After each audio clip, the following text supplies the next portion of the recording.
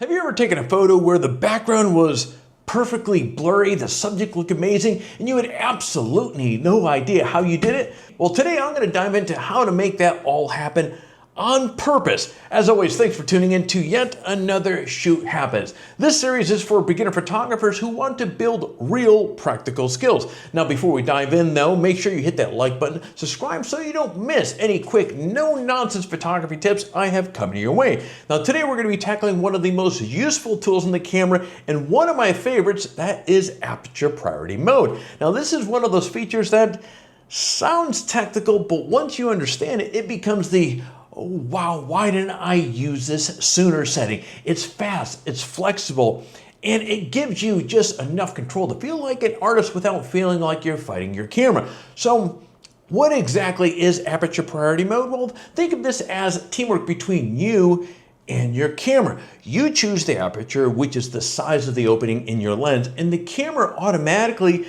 sets the shutter speed to get proper exposure. It's perfect for beginners or just anybody who wants more creative control over the camera, but who aren't quite ready or want to handle every single setting manually. Now, Aperture itself controls depth of field. Now, a low f-stop number like a f1.8 gives you that creamy blurred background that makes your subjects pop. Now, a higher f-stop like an f8 or f11 keeps more of the scene sharp, which is great for landscapes. Now, Aperture Priority Mode lets you pick whatever look you want, and the camera, well, handles all the math. Think of this as I'll choose the vibe, you keep the photo from looking like a cave. Let's shift gears and talk about real-world examples. Say you're photographing a dog in the park and set your aperture to something like f2.8 to make them stand out against the soft, beautiful background. If you're shooting a mountain range on vacation, we'll bump up the aperture something like a f11 or f16 to keep everything from the foreground rocks to the distant peaks in focus. Here is one more example. Now, if you're a family event and the lighting is changing constantly, Aperture Priority Mode saves you from fiddling with the shutter speed every 5 seconds. Now, another underrated benefit? Consistency. When you shoot portraits or products, keeping the same aperture helps you maintain the same look across multiple shots. And when you're learning photography, consistency helps you understand what each setting actually does. Now, actually, one quick tip. Pay attention to your shutter speed as you shoot. Even though the camera chooses it, you still want to make sure that it doesn't dip too low. For example, if you start seeing a speeds like 1/30th of a second and you're shooting handheld, well, you may want to raise your ISO or choose a wider aperture to avoid camera shake.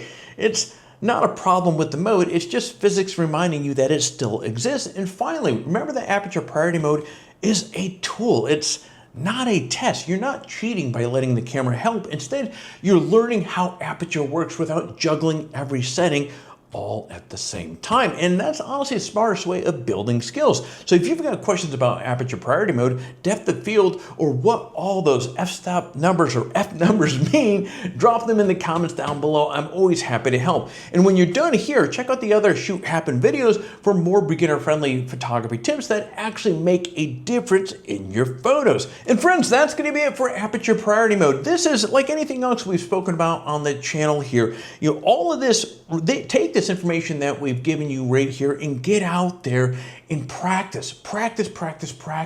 You know, put your camera into f2.8, see what that does. Move it up to 5.6, f8, f11, f16. Going through it, the more you get out there and practice, even in Aperture Priority Mode or any mode on the camera, that is just going to sharpen your skills and make you that much better of a photographer every time you get out there. And friends, that is going to wrap up this video. As always, it is such a pleasure to see you. Now, if you found some value in this video here, I sure would appreciate you hooking us back up and hitting that like button down below, because of course that helps with the whole YouTube algorithm.